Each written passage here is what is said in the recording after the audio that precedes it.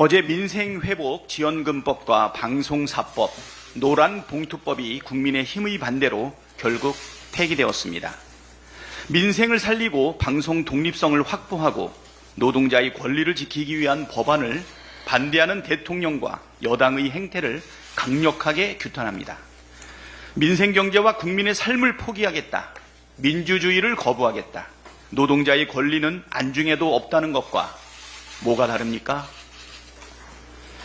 식용개 한 마리당 60만 원 지원은 되고 국민 1인당 25만 원 지원은 절대 할 수 없다는 정부의 태도에 국민이 개보다 못한 대접을 받는다는 탄식이 쏟아지고 있습니다. 국민의 삶을 외면하는 정권을 지켜줄 국민은 없습니다. 국민을 이기는 권력도 없고 그 어떤 권력도 영원할 수 없습니다. 윤석열 대통령이 지금은 무도한 권력을 휘두르면서 희희낙낙할지 몰라도 결국 국민에게 심판받게 될 것입니다. 김건희, 방탄, 용산 거수기 역할을 하는 국민의힘도 정신 차리십시오. 국민의 분노가 보이진 않습니까? 계속해서 용산 눈치만 보다가는 정권과 함께 몰락하게 될 거라는 사실을 하루빨리 깨닫기를 바랍니다. 경제 무능 정권의 부자 감세 정책 후과가 정말 심각합니다. 지난해 56조 4천억 세수 펑크에 이어 올해도 30조에 달하는 세수 펑크 사태가 벌어질 거라는 정부 추계가 나왔습니다. 기획재정부가 어제 발표한 2024년 세수 재추계 결과 및 재정 대응 방향에 따르면 올해 국세 수입은 올해 세입 본예산에 비해 29조 6천억 원이 부족할 것으로 전망되었습니다. 나라 살림이 동창회나 계모임만큼도 못한 수준으로 전락했습니다. 국내외 경제 상황을 고려하지 않고 묻지마 부자 감세를 밀어붙인 결과입니다. 정부의 세수 결손은 지방정부와 교육청의 살림까지 어렵게 만들고 그 피해는 고스란히 국민에게 전가되고 있습니다. 윤석열 정부 들어 적자 국채도 크게 늘어났습니다. 윤석열 정부가 예산을 짜기 시작한 2023년부터 내년까지 적자 국제 증가폭은 224조 원으로 문재인 정부 3년 차보다 약 1.5배나 큽니다. 적자 국채에 따른 지난해와 올해 적자 국채 이자도 총 32조 원으로 역대 최대 규모입니다. 역대급 경제무능 정권의 실정으로 나라 살림이 파탄나고 국민의 삶도 휘청이고 있습니다. 윤석열 대통령은 지금이라도 재정, 경제정책 실패에 대해서 인정하고 국민께 사과하십시오. 아울러 세수 결손 사태를 부른 책임자를 문책하고 재발 방지 대책을 세우길 바랍니다. 이상입니다. 다음으로 김민석 최고위원의 발언이 있겠습니다. 태극기가 안 보일 땐 차렷 자세를 하는 게 규정이고 김태효 차장은 규정을 지켰다는 게 대통령실 해명입니다. 김태효가 규정을 지켰으면 국기에 경례한 대통령과 다른 사람들은 모두 규정을 어긴 바보들입니까? 태극기가 안 보일 때 차렷 자세를 하는 것은 국기 강화식 규정이고 외교 의전 중에 애국가가 울리면 가슴에 손을 올리는 것이 대통령실 편람에 나온 의전 규정입니다. 이런 걸 꼭 규정을 봐야 합니까? 태극기도 애국가도 거부하는 외놈 같은 반국가 행위를 변명해주는 대통령실은 외놈 대통령실입니까? 한마디로 미쳤습니다. 중앙일보 논설위원 칼럼에 의하면 윤석열 대통령이 온갖 비리와 공천 개입 시비의 중심이 된 김건희 여사에게 거스르는 말을 할 처지가 아니라고 스스로 말한답니다. 지금도 대통령실은 김건희 여사가 센터에 놓인 사진들을 계속 올리고 있습니다. 김건희와 김태효가 몸통이고 대통령은 껍데기입니까? 김건희 중심으로 도는 김건희 대통령실입니까? 국방부 장관 보고 의무를 어긴 군기 위반, 불법 회합의 계엄 음모 시비 핵심 여인형 방첩사령관에게 끽소리도 못하는 대통령이 진짜 군통수권자 맞습니까? 이 정권의 마지막 살 길은 김여, 즉 우선 김건희, 김태효, 여인형 셋을 물러나게 하는 겁니다. 선을 넘은 세 사람을 정리하지 않으면 그 선이 이 정권을 졸라매는 목줄이 되고 결국 국정농단, 친일 매국, 군기 문란을 용인하고 조장한 윤석열 대통령이 물러나게 될 것입니다. 국회 앞에 김건희 물러나라 현수막이 걸렸습니다. 김여를 정리하십시오.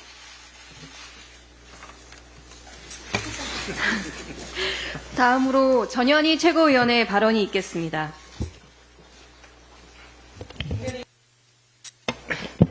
김건희 여사가 도이치모터스 주가 조작 선수들과 주고받은 메시지. 잡힌 사람들은 구속 기소가 될 텐데 김건희 여사만 빠지고 우리만 달리는 상황이 올 수도 있다라는 편지. 김건희 여사가 주고받은 매도 타이밍 알려드릴게요. 주가 조작 공범 민 씨와 주고받은 문자. 검찰 수사가 본격화되자 공범인 이종호 전 블랙펄 인베스트먼트 대표와 40차례 통화 문자를 주고받은 것으로 드러났습니다. 이 모든 것은 김건희 여사가 도이치모터스 주가 조작 공범이라는 의혹에서 벗어나기 어려운 증거들입니다. 모든 정황과 증거들이 오직 한 곳, 김건희 여사를 가리키는데 희한하게도 김건희 여사만 검찰의 칼끝에서 비껴나가고 있습니다. 지금 국민들이 원하는 것은 꼬리에 꼬리를 무는 김건희 이야기의 진실입니다. 김건희 특검법을 찬성하는 국민 여론이 65%에 달합니다. 이제 김건희 특검은 즉각 시작되어야 합니다. 윤석열 대통령이 또다시 아내를 지키기 위한 김건희 특검법 이해충돌 거부권을 행사한다면 국민의 분노는 부메랑으로 되돌아갈 것입니다. 지난 전당대회 때 저는 민주당과 이재명 대표의 수석 변호인으로 자처했습니다. 오늘 다시 한번 정치검찰의 정적 제거를 위한 정치 탄압, 칼춤 당장 멈추기를 촉구드립니다. 대선 때에 김만배와 개인적 관계가 없다고 윤석열 후보는 얘기했습니다. 그런데 화천대유 대주주인 김만배 누나가 하필이면 윤석열 부친의 집을 사는 낙타가 바늘구멍 들어가는 것보다 어려운 우연이 발생했습니다. 그럼에도 불구하고 검찰은 개인적 친분을 부정한 믿기지 않은 윤석열 후보의 발언을 그냥 눈감았습니다. 김문기를 개인적으로 모른다라고 얘기했던 이재명 대표. 그런데 검찰은 이번엔 어떻습니까? 이재명 대표와 주변을 탈탈 털어서 두 사람이 업무 보고를 하거나 출장도 함께한 사이다. 그러면서 이재명 대표의 발언을 허위사실이다 라며 징역 2년을 구형했습니다. 두 가지 사안을 비교를 해보십시오. 기울어진 저울이 그냥 한눈에 떠오르지 않습니까? 대선에서 손바닥에 왕자를 새겨서 무속 논란으로 위기에 처했습니다. 그랬더니 배우자가 구약 성경을 다 외운다며 독실한 기독교 신자임을 암시하는 윤석열 후보의 거짓말. 제가 오늘 구약 성경을 가져왔습니다. 이거는 저도 꽤 똑똑하다고 생각하는데 절대로 못 외웁니다. 불가능입니다.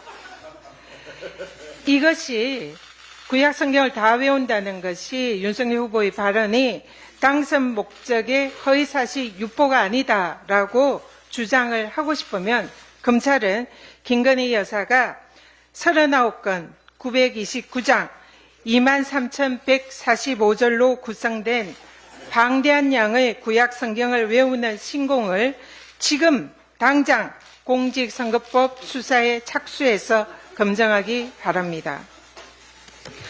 권력을 진 자에게는 솜방망이, 패배한 자에게는 무자비한 칼춤을 추는 정치검찰. 대선에서 승리한 윤석열 대통령이 정적을 제거하기 위해서 정치검찰을 동원한 정치 탄압의 칼춤. 국민들께서 반드시 심판할 것입니다. 이상입니다. 다음으로 한준호 최고위원의 발언이 있겠습니다. 네, 어제 저는 국회 국토위에서 다시 한번 대통령 관저 문제를 거론했습니다. 국토부가 관저불법공사 의혹과 관련된 자료, 즉 건설공사 대장을 제출하지 못하겠다라고 소명서를 냈습니다. 국가 기밀에 관한 사항이라 국가 안위에 중대한 영향을 미칠 것이 명백하니까 자료를 못 낸다는 것입니다. 구차하긴 해도 이건 솔직한 고백이라고 생각합니다. 이 자료가 공개돼 실체가 드러나면 윤석열 정권이 파국을 맞을까봐 두려운 것이 아니겠습니까? 그렇다고 국가 안위가 아니라 대통령 내외 안위를 걱정하는 국토부의 태도는 국민께서 보기에 썩 좋지 않습니다. 관저 불법 공사를 수의 계약한 것으로 알려진 인테리어 업체의 21g을 좀 주목해 주십시오. 잠깐만 좀 들어주시겠습니까? 네, 어제 오전 국토위에서도 제가 자료를 공개했습니다만 이 자료는 21g을 소개한 한 웹페이지를 그대로 캡처한 것입니다. 기업의 연역을 한번 보십시오. 마크 로스코, 르코르비제, 그리고 자코메티. 이 공사 실적들의 공통점은 하나입니다.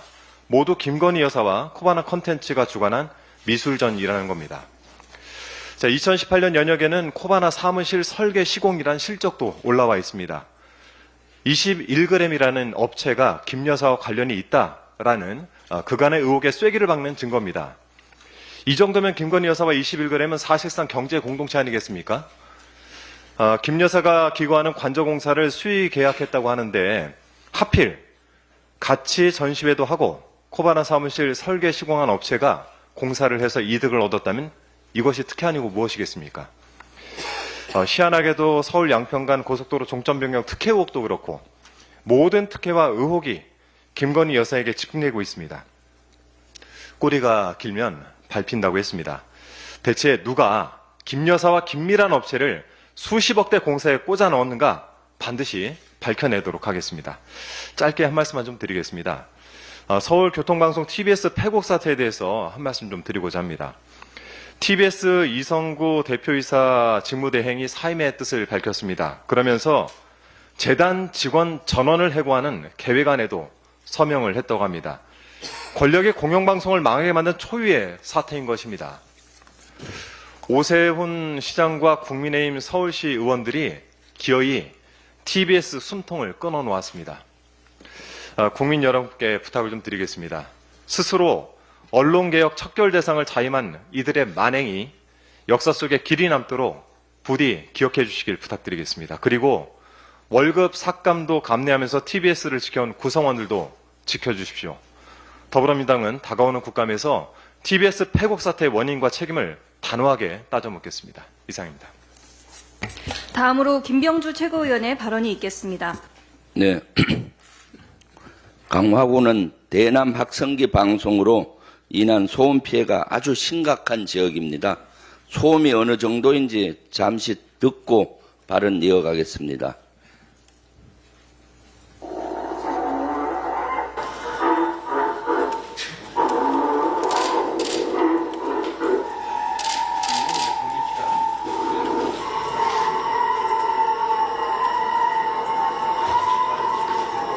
네, 이처럼 아주 소름 돋는 소음이 밤낮을 가리지 않고 들려옵니다. 주민들의 고통은 이만저만이 아닙니다. 이런 북한의 대북 확성기 방송은 지난 7월에 시작됐습니다. 윤석열식 남북 강대강 대치가 낳은 결과물입니다. 그런데도 아직 아무런 해결책을 내놓지 못하고 있습니다. 무능의 극치입니다. 근본적인 피해 방지와 피해 보상이 절실합니다. 민주당은 방관하지 않겠습니다. 정부의 근본적인 피해 방지책을 강력히 요구합니다. 그리고 관련법 개정을 통해 지원 방안을 찾겠습니다. 좀 더 구체적인 계획은 조만간 정책 협약식을 통해 제시하도록 하겠습니다. 윤석열 정권의 언론 탄압이 드디어 수출길에 올랐습니다. 김건희 여사를 사기꾼에 빗댄 기사를 보도한 체코 유력 일간지 브레이크의 체코 주재 한국 대사관이 압박을 가했다고 합니다. 오마이뉴스에 따르면 한국 대사관은 브레이크의 기사 삭제를 요구했습니다. 다만 해당 언론은 삭제 대신 사기꾼이란 표현을 수정했습니다. 윤석열 정권은 대한민국도 모자라 해외에서까지 언론을 탄압한 것입니다. 아주 국제적으로 글로벌하게 나라를 망신시키려고 작정을 했습니다. 조직적인 언론 길들이기, 윤석열 정권은 이제 그만 멈추십시오. 김태호 1차장에 대해서 김민석 수석 최고가 해임 또는 물러나도록 요구를 했습니다. 사실 김태호 1차장은 임명 때부터 부적절한 인사입니다. 군사기밀 유출로 유죄가 확정받았던 인물입니다. 군사기밀로 유죄를 받았던 인원이 어떻게 최고의 군사기밀을 다루는 안보실 1차장을 할 수가 있습니까? 그리고 뉴라이트 지식인 명단에도 올라있던 인물입니다. 이러니까 뉴라이트를 전면에 내세워서 역사 지우기, 독도 지우기 이런 것들을 행행하지 않겠습니까? 김태호 1차장에 있는 한 안보 참사와 외교 참사가 이어질 것입니다. 그리고 외교와 안보가 한번 무너지면은 다시 일으켜 세우기가 너무나 어렵습니다. 김태호 1차장의 해임을 다시 한번 강력히 촉구합니다. 다음으로 이현주 최고위원의 발언이 있겠습니다. 네, 김건희 여사의 주가 조작 관련해서 새로운 정황이 연일 공개되고 있습니다. 그중에서 한 두 가지 정도 김건희 여사의 주가 조작에 대한 범죄에 대한 의혹이 확실시되는 이런 정황들이 있어서 몇 가지 짚고자 합니다. 첫째는 김건희 여사가 주가 조작의 핵심 이종호 씨에게 2021년 4월 연락한 사실이 밝혀진 것입니다. 이날은 주가 조작 공범이 검찰의 비공개로 불려가서 조사를 받는 날이었습니다. 비공개 조사를 일반인인 김건희 씨가 어떻게 알고 연락할 수 있었을까 하는 의문이 듭니다. 당시 정보를 제공한 사람이 누구냐? 검찰총장이었던 남편인 윤석열이 아니었을까 하는 합리적인 의심이 들지 않을 수 없습니다. 수사의 국면마다 그렇게 기민하게 통화를 하면서 예의주시한 것을 보면 김건희 여사는 주가 조작의 공범 정도가 아니라 주된 당사자였던 것이 아닌가 하는 의심이 강하게 듭니다. 또한 1차와 2차 주가 조작 중에서 1차는 4,700만 원의 손실을 보고 봤다고 했는데 이 중에서 1차 손실을 이종호로부터 1차 손실을 보전을 받았다는 보도도 나왔습니다. 그런데 정말 이상하지 않습니까?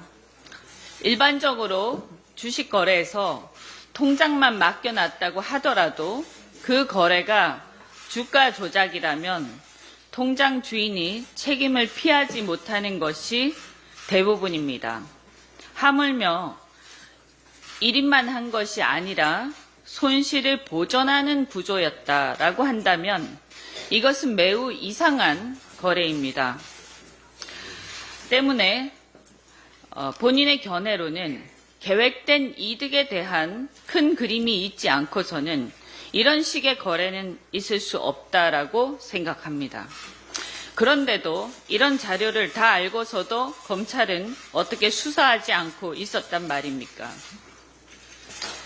최근 미국 경기 침체가 예상되면서 연이어 미국에서 금리 인하가 단행되고 있습니다.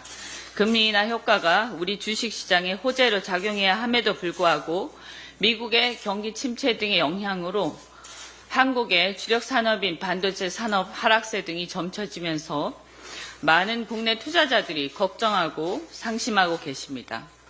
지금 이런 상황에서 대통령의 부인이란 자가 이런 주가 조작에 깊이 연루된 듯한 정황이 속속 드러나는 것은 우리 투자자들로 하여금 엄청난 충격과 분노를 자아내게 합니다. 끝까지 파헤쳐서 철저하게 응분의 책임을 물어야 할 것입니다.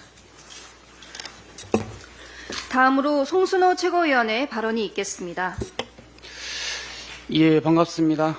더불어민주당 최고위원 경남도당위원장 송순호입니다. 또 김건희가 자고 일어나면 김건희 여사의 공천 개입과 관련한 신종 뉴스가 터지고 있습니다. 어제는 김영선 전 국민의힘 의원과 맹태균 씨 측근이었던 이 씨가 국회 국정감사에 서겠다고 밝히며 추가 자료를 공개했습니다. 이 씨는 맹태균 씨와 10년 가까이 일했던 사람이며 맹태균의 주선으로 김 전 의원실에서 비서관과 보좌관을 거쳤습니다.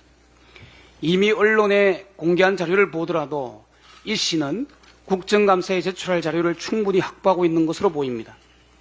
그가 언론을 통해 밝힌 정언 증거들은 국민들의 눈과 귀를 의심할 정도로 충격적입니다. 김영선 전 의원이 맹태균에게 돈 봉투를 전달한 증거 사진과 지급 내역서, 맹태균이 공무원이 함께한 회의 자리에서 김영선 전 의원에게 쌍욕을 퍼부었다는 전언까지 뿐만 아니라 이 씨는 맹태균이 수차례 심지어 공무원과 함께한 자리에서까지 들려준 김건희 여사의 전화 녹음 목소리까지 기억한다고 밝혔습니다. 그러면서 그는 언론에 첫 제보를 할 때부터 국감 정언을 결심했다. 김영선과 맹태균 같은 사람이 다시는 정치판에 발을 들이지 못하게 하고 싶다. 감옥에 가야 할 사람들이라고 이렇게 말했습니다. 저는 그 뉴스를 접하면서 김영선 전 의원에 대해 그런 쌍욕을 듣는 수모를 당하면서까지 국회의원이 되고 싶었을까? 인간적인 연민을 느꼈습니다. 맹태균과 김영선의 금전거래는 대한민국 정부 여당 국민의힘의 추악한 공천거래의 한 단면일지도 모릅니다.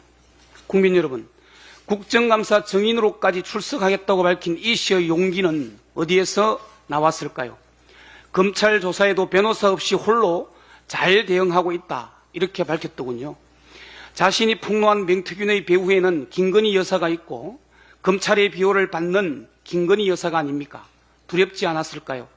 그분이 어떤 심정과 사연으로 이 사건을 밝히고자 나섰는지 우리는 알 수 없습니다. 예상컨대 영광보다는 고난이 따를 것입니다.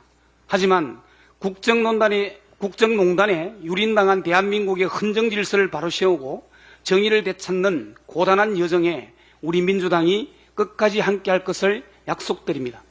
그분 가슴에 뜨거운 용기에 응원의 박수를 보냅니다. 무엇보다 중요한 것은 그분의 신변이 안전하게 보호되어야 한다는 것입니다. 우리 민주당도 그분의 신변 안전을 위해 할 수 있는 방안을 찾도록 노력하겠습니다. 이미 명태균, 김영선, 김건희 게이트가 윤석열 대통령까지 흔들고 있습니다. 더 이상 김건희 특검과 국정감사 거부할 이유가 있습니까? 당장 합시다. 고맙습니다. 마지막으로 이재명 당대표의 발언이 있겠습니다. 네. 오늘 얘기를 듣다 보니까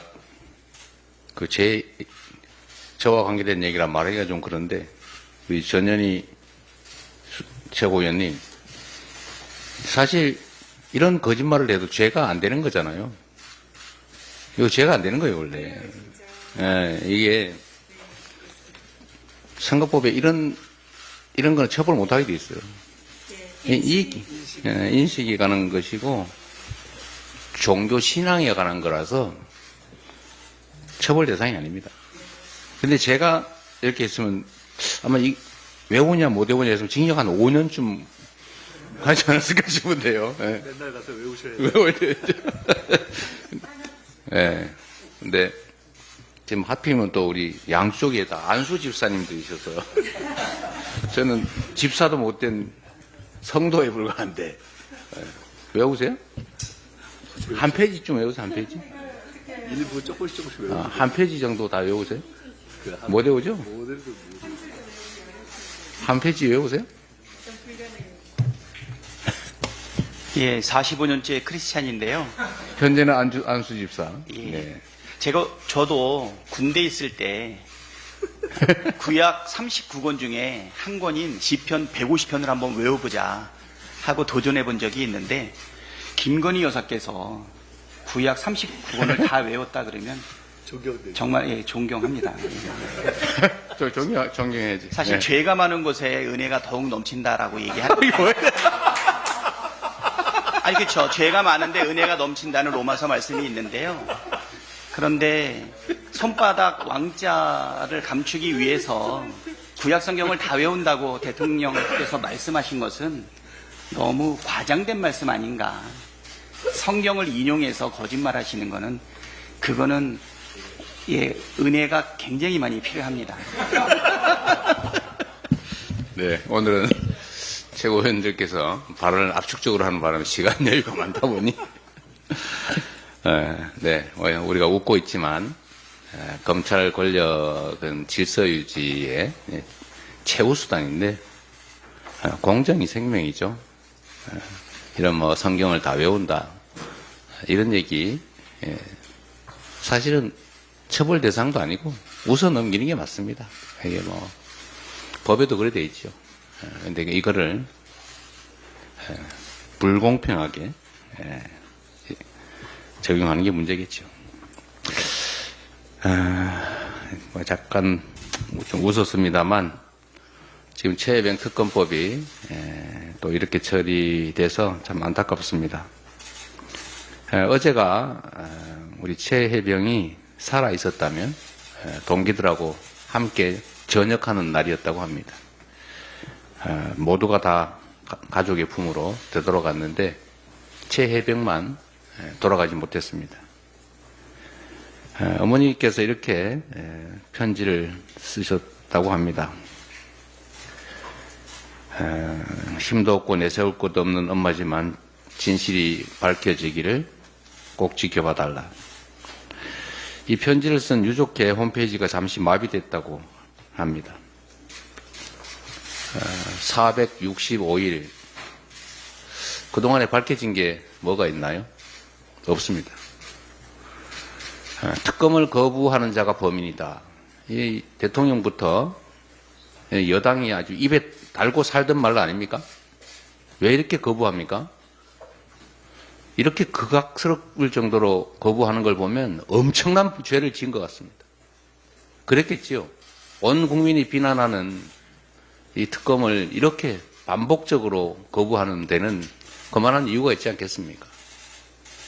그 엄청난 정치적 손실을 감수하고도 감춰야 될, 피해야 될 잘못된 진실이 있겠죠. 뭔가 중대 범죄를 저지른 게 분명하다고 생각됩니다. 그렇지 않다면 이럴 리가 없지 않겠습니까? 무슨 수를 써서라도 반드시 진상을 규명하고 이 진상 규명을 방해한 범죄 행위의 실상을 낱낱이 규명해서 그에 상응하는 엄정한 책임을 반드시 묻겠습니다. 지금 이 순간은 피할지 몰라도 영원히 피할 수는 없습니다. 검찰의 수사를 피할 수는 있을지 몰라도 국민과 역사의 심판은 결코 피할 수 없다는 것을 반드시 증명해 보이겠습니다. OECD가 우리나라 경제 성장률 전망치를 0.1%포인트 낮춰서 2.5%로 전망했다고 합니다. 민간 소비도 줄고 건설 투자, 설비 투자도 줄고 그래서 결국은 성장률이 떨어지게 됐습니다. 소매 판매 지수도 2022년 이후 쭉 감소 중입니다. 600대 기업 대상의 종합 경기 전망도 31개월 연속 부진을 기록하고 내수 침체는 계속 장기화되고 있습니다. 골목 경제나 체감 경기는 사실은 이런 숫자보다 훨씬 더 나쁩니다. 실질 임금도 줄고 대출 이자는 올라서 갚기도 어렵고 일자리도 찾기 어렵고 거기다가 폭염에 따른 에너지 비용 부담 증가까지 정말 나날이 일상이 찌들어가고 있습니다. 배추 한 포기가 22,000원 하고 있더군요. 대체 어떻게 하려고 하십니까? 국정이라고 하는 것이 국민의 삶을 보살피는 것 아닙니까? 희망이 없으면 희망을 만드는 것이 바로 정치 아니겠습니까? 그런데 오히려 정치가, 정권이 국민에게 희망을 빼앗고 있습니다. 더 삶을 나쁘게 만들고 있습니다. 괜히 대북 확성기 자극 심하게 해가지고 우리 국민들이 오히려 확성기 피해 입고 있지 않습니까? 왜 저런 소리를 우리 국민들이 들어야 합니까? 잠이나 잘 수 있겠어요? 무능한 것은 어쩔 수 없는 측면이 있습니다. 뭐 능력이 없는 걸 어떡하겠어요? 유능한 사람을 쓰는 것도 한계가 있겠죠. 뭐 그것도 어느 정도는 뭐 다는 아니지만 아주 조금 이해할 바가 있습니다. 근데 문제는 국민의 삶에 관심을 갖지 않는 것은 있을 수 없는 일입니다. 무관심은 죄악이죠. 관심을 가지는 게 의무 아닙니까? 국민들이 어떻게 살아가는지, 민생 현장이 어떤지를 실제로 살피고 최소한 노력은 해야 될 것 아닙니까? 근데 지금 무슨 노력을 하고 있습니까? 그저 노력하는 게 정적들 찾아서 괴롭히고 반대 의견 내는 언론 있으면 때려잡고 이게 무슨 정치고 이게 무슨 국정입니까?